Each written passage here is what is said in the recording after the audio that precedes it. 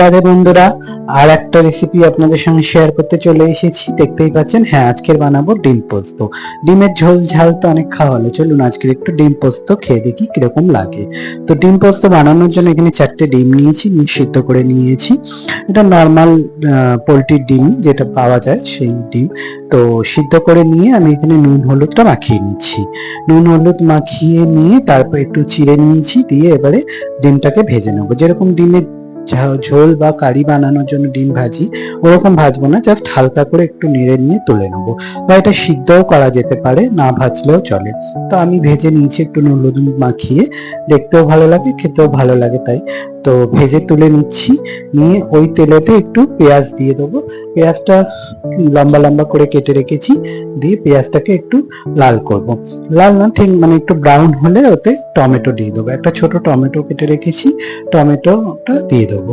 টমেটোটা দিলে একটু নুন ঝাল টকটা বেশ ভালো লাগে, তো ওই জন্য গ্রেভিটা বেশ ভালোই হয়, ওই জন্য টমেটো একটু দিয়েছি।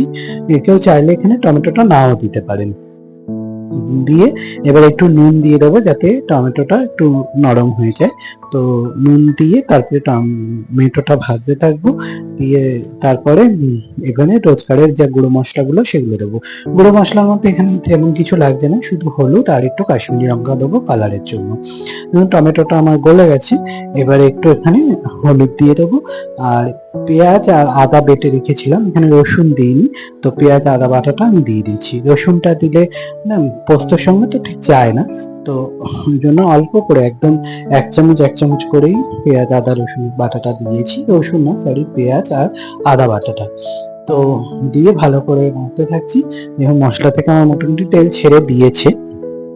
এরপরে বাটিটা ধুয়ে একটু জল দিয়ে দেবো, দিয়ে ভালো করে নাড়তে থাকবো।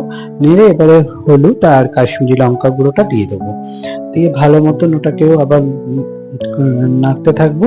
নেড়ে তারপরে পোস্ত আর ওর সঙ্গে একটু সর্ষে গুঁড়ো নিয়ে নিয়েছি। সর্ষেটা বাটিনি আমি, যেটা মাস্টার সর্ষে পাউডার পাওয়া যায় ওটাই আমি 2 চামচ নিয়েছি, আর পোস্ত 3 চামচ দিয়ে পোস্তটাকে বেটে নিয়েছি। নিয়ে আর সর্ষে পাউডারটা একটু ভিজিয়ে রেখেছি, দিয়ে দুটো একসঙ্গে করে ওটাকে দিয়ে দেবো। মশলাগুলো দিয়ে নাড়তে থাকছি। দেখুন তেলটা অলরেডি ছেড়ে দিয়েছে। দিয়ে এবারে অল্প নুন দিয়েছিলাম, তাই জন্য আরেকটু নুন দিয়ে দেবো। দিয়ে এবারে ওই পেস্টটা দিয়ে দেবো, পোস্তর আর সর্ষের। দিয়ে ভালো করে মিশিয়ে নেবো একসঙ্গে।